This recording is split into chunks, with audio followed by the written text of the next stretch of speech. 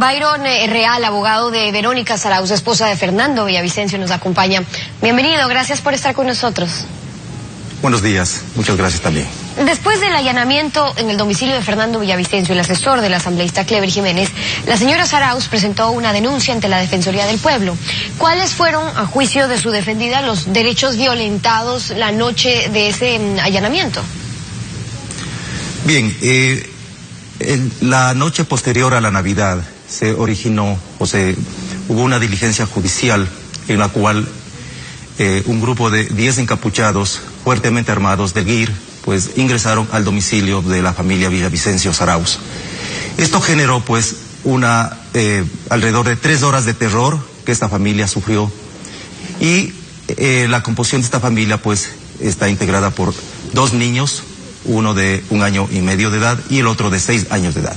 Estos niños espectaron toda esta situación, pues, en la cual fueron vejados sus padres. Su madre fue empujada varias veces, su padre fue inclusive impedido de vestirse, porque dada la hora en la cual se realizó la diligencia, pues entraron de manera imprevista los miembros de la policía con los miembros de la fiscalía, de tal manera que todo esto ha generado pues un impacto psicológico, un impacto emocional demasiado grande, digamos, para estos niños, pues, y de esa manera pues se les ha afectado sus derechos. La Constitución establece pues que los derechos de los niños gozan de un estatus de interés superior, de tal manera que otros intereses u otros derechos tienen pues que ceder ante este derecho superior. Entonces nosotros lo que estamos reclamando es la razón, o mejor dicho, la manera por qué fue realizada esta diligencia judicial en la forma como fue llevada adelante. El tema de los derechos de los niños es importante, abogado, porque este fue un allanamiento que procedió en horas de la noche, un día después de la Navidad. Claro, si entran hombres, además encapuchados a esa hora en una casa, ¿qué pasa con los niños? Pero entonces, ¿cuál es el procedimiento que ustedes exigen que se debía seguir entonces? Bien, lo primero que hay que reclamar aquí es el hecho de que se elige un día o una noche particular del año. Es el día posterior a la Navidad. Un día en el cual pues los niños tienen una idea, tienen una ilusión, y esa ilusión ha sido robada a los niños de la señora Verónica Zarauz. De tal manera que aquí vemos que el Estado actuó de una manera desproporcionada, ¿no? Realizó un acto a medianoche. Yo no entiendo por qué debió haberse realizado esta diligencia a esas horas. No iban a capturar a un delincuente. El señor Fernando Villavicencio, pese a que él es contrario a las ideas del gobierno, él es un opositor declarado al gobierno, le ha realizado muchas denuncias por actos de corrupción, pero eso no amerita como para que se realice una diligencia judicial con ese formato. Entonces, ese formato pues fue particularmente agresivo en contra de 2 niños, y en este momento el Estado ha guardado un silencio, lo cual tiene pues es contrario a lo que ocurrió con otros niños que aparecieron ellos, niños hijos de un político, que aparecieron sonrientes junto a otro político. En ese caso sí hubo pues rasgadura de vestiduras, sí hubo muchas críticas, hubo sanciones, pues hubo amenazas inclusive contra los padres de sancionarlos. Pero ahí, pues, esa situación, pues, realmente fue una situación posiblemente feliz para esos niños. Aquí estamos hablando de otro escenario. Lo que la Fiscalía ha argumentado es que esto era parte de un procedimiento urgente por el delito que se estaba investigando. En ese entonces se decía que había una indagación previa porque alguien estaba pirateando las cuentas del presidente y de su círculo.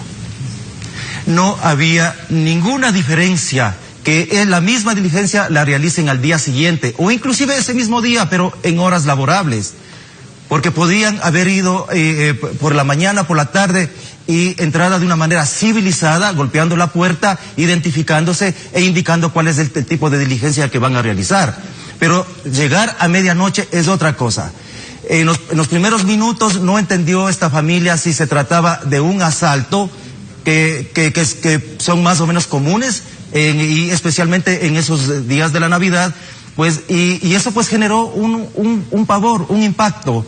Voy a contarles una anécdota que puede retratar, o sea, el tipo de impacto que ha causado en uno de los niños. Apareció que el niño de 6 años estaba dormido sobre su cama, cubierto con las cobijas. Al día siguiente, este niño le dijo a su madre que no estaba dormido. Él se hizo el dormido porque temía que le hagan daño esos hombres de negro que estaban encapuchados. También ese es otro hecho. ¿Por qué estaban encapuchados? Fernando Villavicencio es plenamente conocido, es un actor político muy conocido, de tal manera que sabían de antemano que no es un elemento de peligrosidad social. Puede ser un elemento de peligrosidad política para el gobierno, pero esa es otra cosa, y aquí tenían que respetarse los derechos de esos niños. Por estos argumentos es que ustedes plantearon una denuncia ante la Defensoría del Pueblo, pero la Defensoría resolvió no admitir su queja, basándose en el artículo 12 sobre la inadmisibilidad de la queja cuando no cumple con el requisito. Argumentan que no se admitirán los casos que sean de competencia de otras entidades. En este caso, como la señora estaba solicitando que se investiguen las razones por las cuales la Fiscalía ordenó una diligencia a medianoche y que también se tomen las medidas para que las autoridades investiguen y sanciones a quienes cometieron este acto, la Defensoría dice, bueno, eso le compete entonces a la Fiscalía, nosotros no tenemos por qué actuar aquí. ¿Qué dicen ustedes al respecto? El artículo 215 de la Constitución dice, la Defensoría del Pueblo tendrá como funciones la protección y tutela de los derechos de los habitantes del Ecuador. Y eso es suficiente como para marcar la obligación de esta institución para que salga en defensa de esos niños. De tal manera que a mí me parece una exposición pues sumamente débil esa fundamentación en la cual ellos inadmiten la denuncia que se le ha realizado a ellos. Y dentro de las competencias de la Defensoría está también el defender de oficio o a petición de parte la observancia de los derechos fundamentales individuales o colectivos, o que la Constitución, que las leyes, los convenios y tratados internacionales garanticen. ¿Por qué ustedes presentaron entonces una denuncia ante la Defensoría específicamente? Exactamente.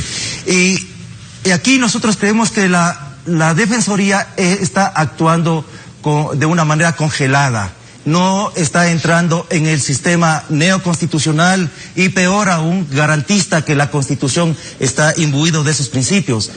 Yo quiero decirle al señor Defensor del Pueblo que es sumamente importante que miren a la Constitución no como un cuerpo congelado. La Constitución no es un sistema casuístico, no puede pues exponer todos los casos de la realidad. La Constitución es un elemento que debe ser interpretado a fin de defender los derechos de la ciudadanía. Tiene que comprender el Defensor del Pueblo que en aras de defender esos derechos de la ciudadanía, de las personas, de la naturaleza, de los discapacitados, de los niños, puede inclusive dictar medidas de cumplimiento obligatorio. Es decir, la Constitución le está franqueando todas las posibilidades como para que haga cumplir los derechos. La Defensoría ya resolvió inadmitir el trámite de su petición, pero sí recomienda más bien a la peticionaria que haga prevalecer sus derechos, pero ante las autoridades competentes. Ahora, le pregunto a usted como abogado, en el caso de que las autoridades vulneren esos derechos, entonces, ¿a dónde se debe recurrir si la Defensoría se declara incompetente? En este caso, una vez que ha sido inadmitida esa denuncia, ¿qué acciones van a tomar? Yo considero que la Defensoría les ha dejado en indefensión a estos niños. Nos está recomendando irnos a la Fiscalía, cuando la Fiscalía pues tiene que responder ante esta situación, porque esta fue una diligencia dirigida por la Fiscalía.